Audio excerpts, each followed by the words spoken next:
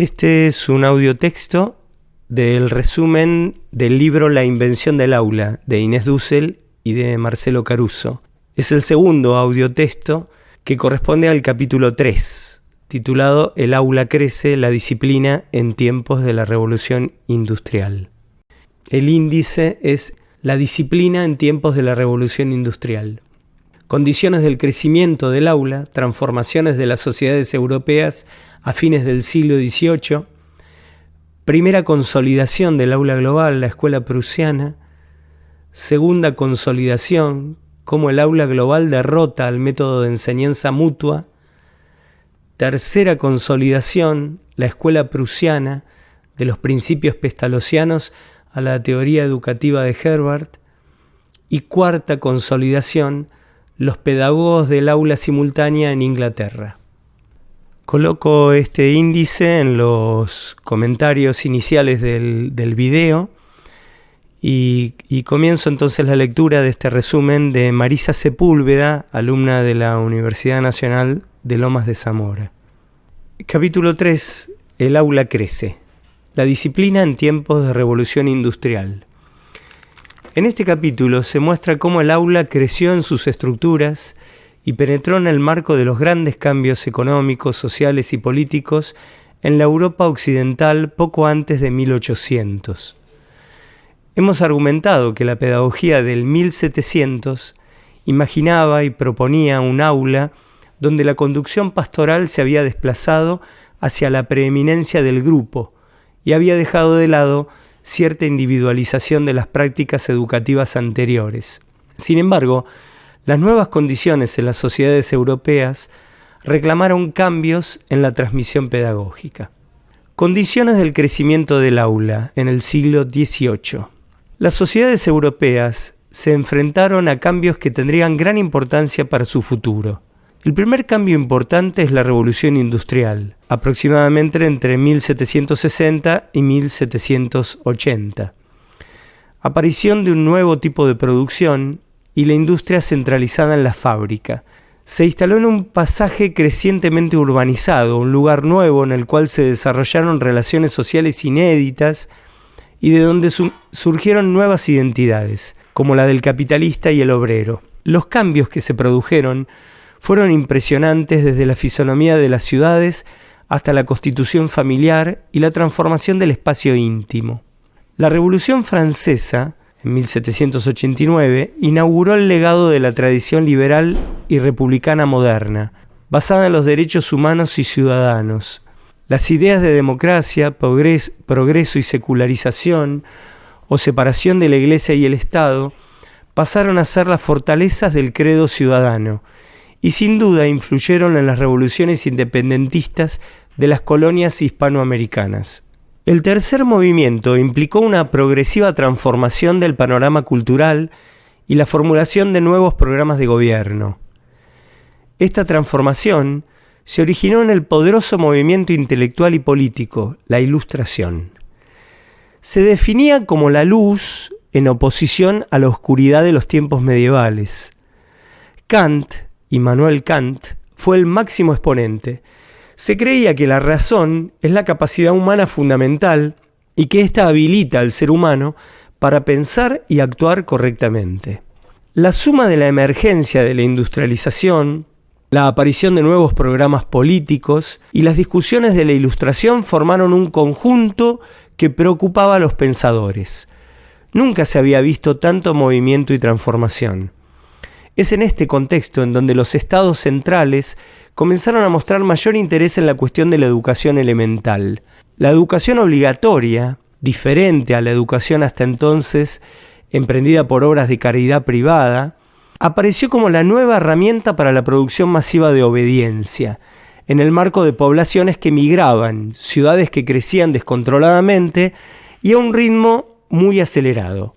Es necesaria una educación común que difunda los mismos principios y las mismas luces, inculcados desde la infancia de las mismas verdades, se formarán en las mismas ideas de virtud y justicia. La adopción de la enseñanza obligatoria implicó que el espacio cerrado del aula y su metodología debían convertirse paulatinamente en una experiencia por la que pasaran todos los niños. Primera consolidación del aula global, la escuela prusiana. Immanuel Kant, de 1724 a 1804. Fue considerado el gran protagonista de este tiempo de cambios. Comenzó su curso afirmando la importancia de la educación para salir de la barbarie o animalidad. El objetivo de la escuela era disciplinar los instintos animales y humanizar al hombre. Así el tema de la conducción de los niños era central en sus preocupaciones. Kant elige, no por casualidad, la metáfora de las plantas y de la jardinería para hablar de educación. Muestra claramente la tendencia disciplinadora de la época a través de la idea que el pensamiento infantil puede ser enderezado como una rama torcida. Entre los filósofos modernos, es uno de los primeros en pensar la relación entre educación y gobierno. Se centró en el catecismo, que es una instrucción de viva voz. El catecismo, es un libro para la transmisión de contenidos de la fe, organizados en formas de preguntas y respuestas. Esta dinámica era en realidad un contrapunto en el que la respuesta ya estaba fijada y solo cabía reproducirla. Al mismo tiempo del desarrollo del pensamiento de Kant, la pedagogía asumió en Alemania en ese momento el carácter de disciplina universitaria. En 1779 se abrió la primera cátedra de pedagogía. Christian Trapt, en su obra La didáctica, rama de la pedagogía que se ocupa del método de enseñanza, emergió como una catequización disciplinadora, como vimos en Kant, pero con una preocupación creciente en la atención del alumno y por la comprensión del contenido que ésta fuera incluida en la estructura de la comunicación del aula. Lo que produjo entonces fue lo que hoy llamaríamos procesamiento didáctico de la catequización. Este procesamiento sirvió tanto para profundizar las disciplinas ya existentes como para inaugurar un nuevo campo profesional, el docente especializado. No por casualidad surgió la formación docente propiamente dicha, en el momento en que la enseñanza, en tanto gobierno de los niños y las almas, necesitaba saberes especializados. Ya no se trataba de mantener a los niños quietos, sino también que aprendieran. Hasta entonces la escuela elemental tenía mucho de guardería disciplinadora. La enseñanza en sentido estricto y moderno existió a partir de la estructura del procesamiento didáctico. Y esta se dio no por una disciplina superficial, sino por un gobierno profundo de los niños, por una internalización de saberes que modificaba las conductas y disposiciones. La comprensión o el entendimiento pasaron a ocupar el centro. La idea post-kantiana de la comprensión como objetivo de la enseñanza se centraba en un individuo caracterizado por una nueva conciencia de sí mismo y por la capacidad de conducir su propia conducta.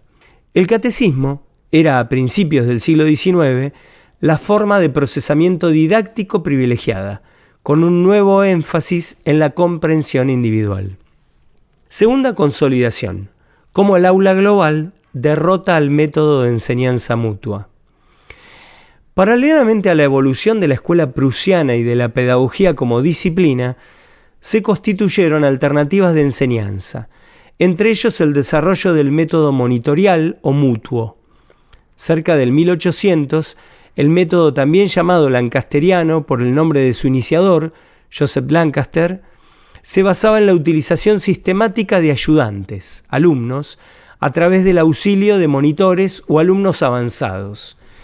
El método hacía posible que un solo docente pudiera conducir una clase numerosa, una estructura básica de enseñanza mutua organizada a través de un docente y sus ayudantes alumnos. En el marco de la Revolución Industrial y de las transformaciones políticas de Europa y América, el método aparecía como muy ventajoso con respecto al método global. Hacía posible alfabetizar a muchos niños en poco tiempo y con un costo menor. El método lancasteriano ha sido comparado con el funcionamiento de la industria naciente. En opinión de Michel Foucault, el método monitorial era una máquina pedagógica de gran efectividad. La escuela se convierte en un aparato de enseñar en el que cada alumno, cada nivel y cada momento, si se combinan como es debido, están utilizados permanentemente en el proceso de generar enseñanzas. La metáfora de la máquina ayuda a considerar el carácter sistemático e interconectado de los pasos del método. La escuela lancasteriana también puede compararse con la estructura militar. Como sabemos, los hombres no son máquinas, y menos los niños, por lo cual una máquina enseñante, una máquina de enseñar, cuya materia prima eran personas, no podía funcionar enteramente como tal. Los niños aprendían los contenidos a través de un par, o sea, de alguien igual a ellos, quien si bien estaba más avanzado en la jerarquía, era un par al fin. Se corría entonces el riesgo de que el monitor, el ayudante, fuera más importante que la figura centralizada del docente. El maestro estaba muy lejos del niño, y su autoridad estaba mediada por otro niño. Los estados nacionales se decidieron progresivamente por la primacía del pastorado modernizado que surgía junto con la disciplina independiente llamada pedagogía, basada en sistemas de enseñanza simultáneos. Tercera consolidación: la escuela prusiana, de los principios pestalozzianos a la teoría educativa de Herbart. Al mismo tiempo que el método lancasteriano estaba en auge en Inglaterra, otros desarrollos, en la actual Alemania, mostraban un camino diferente. Johann Heinrich Pestalozzi nace en 1746 y muere en 1827, seguidor de Comenio, entre otros, continuó con la tarea de mirar a la naturaleza para deducir las acciones educativas, tal como lo había hecho Comenio.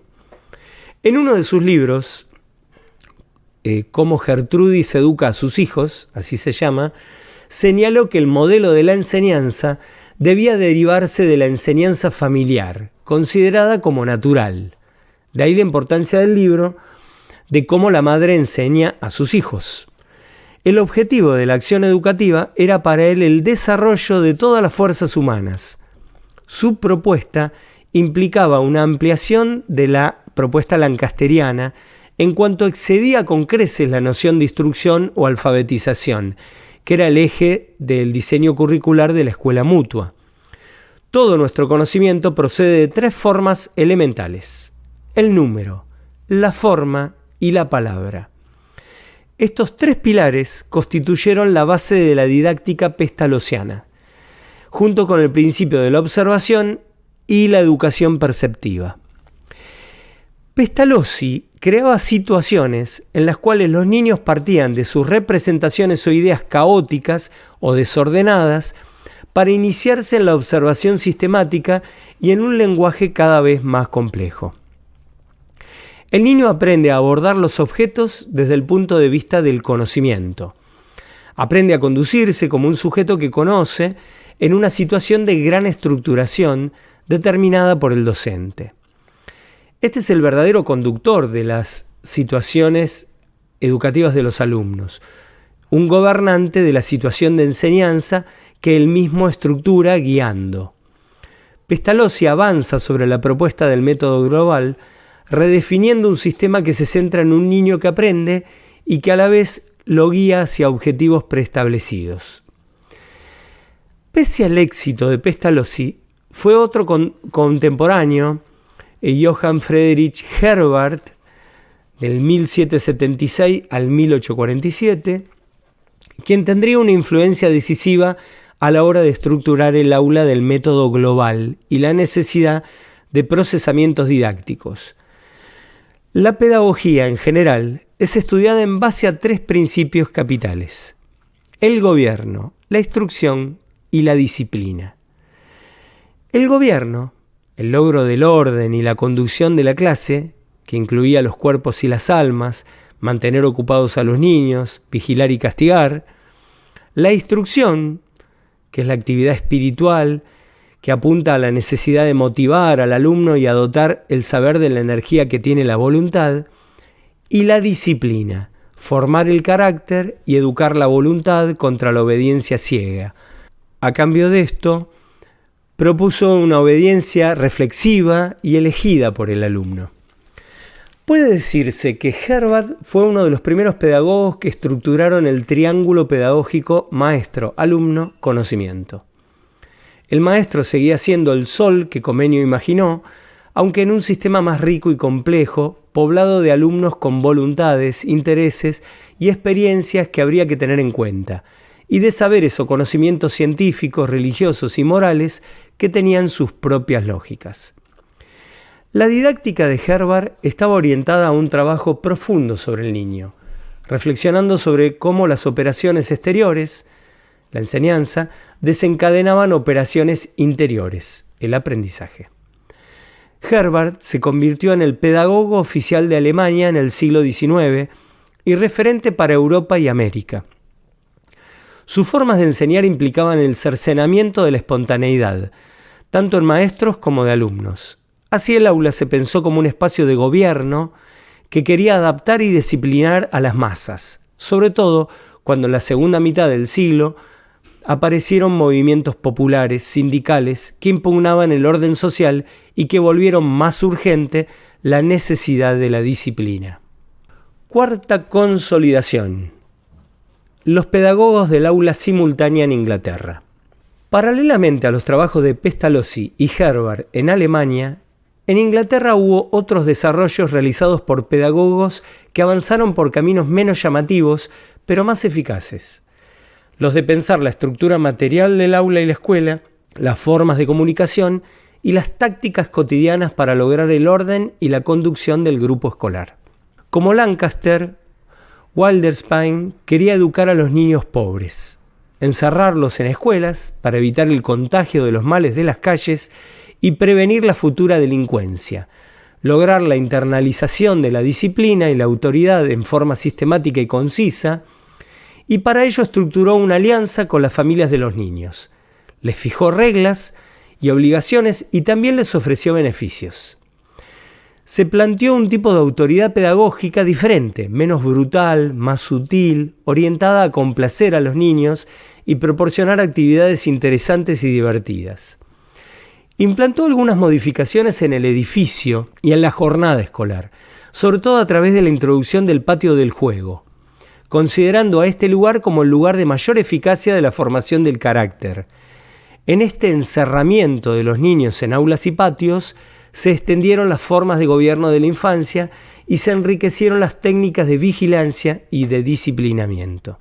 La gran ventaja del método de Wilderspine fue la invención de técnicas que permitieron a la vez la individualización de los alumnos a través de una vigilancia y una interrogación expandida a toda la jornada escolar, incluyendo los juegos y la conquista de un orden grupal disciplinario y altamente estructurado, nada libre. Recapitulando todo lo dicho sobre esta etapa de la Revolución Industrial, o sea, todo este capítulo 3, la Revolución Francesa y la modernización del siglo XIX, el pastorado, tal como fue integrado al aula moderna en la modernidad temprana, adquirió en esta época una forma más definida y reglamentada. La imagen clásica del docente ante el pizarrón y los niños mirando hacia adelante aparece como una propuesta que sintetiza los propósitos moralizadores de la conducción pastoral y los disciplinadores de la conducción industrial. En esta época, con la lenta expansión de la obligatoriedad de la escuela y con la producción de técnicas de conducción y de vigilancia por parte de los pedagogos, se consolidó esa mentalidad de gobierno que hemos llamado gubernamentabilidad. En efecto, se puso a los niños en una situación definida por la obediencia. La civilización industrial, no solo a través del aula y de la escuela, pero sí teniéndola como pilares, extendió las formas y alcances del gobierno. Tantas horas, tantos días, tantos años en situación de aula llevaban a las grandes masas a pensar el gobierno como algo natural y no como algo construido por los hombres y los poderes. Aun cuando antes se producía obediencia, antes de la Revolución Industrial, en el nuevo orden social que surgió con ambas revoluciones, esta obediencia se dio en términos de un individuo autónomo, capaz de gobernar sus conductas y sus sentimientos. El aula global o simultánea, con su comunicación organizada alrededor de una figura centralizada, desempeñó un papel fundamental para esto. La formación del carácter y la docilidad de los cuerpos fueron dos caras del mismo proceso. La didáctica emergió en medio de estos cambios como una tecnología en rápida expansión. La formación docente sistematizada siguió este desarrollo y se institucionalizó. Bueno, fin de la lectura de este resumen. Tiene muchos errores de escritura. Bueno, la verdad que es fabuloso encontrar un resumen que nos ayude un poco. Creo de todos modos que sirve escuchar estos dos audios de estos dos capítulos 2 y 3 de la invención del aula, pero también sirve muchísimo poder trabajar sobre el texto. Voy a poner también las referencias del texto completo, el texto, no este resumen, y habría que trabajarlo, o sea, poder agarrar y articular, reescribirlo.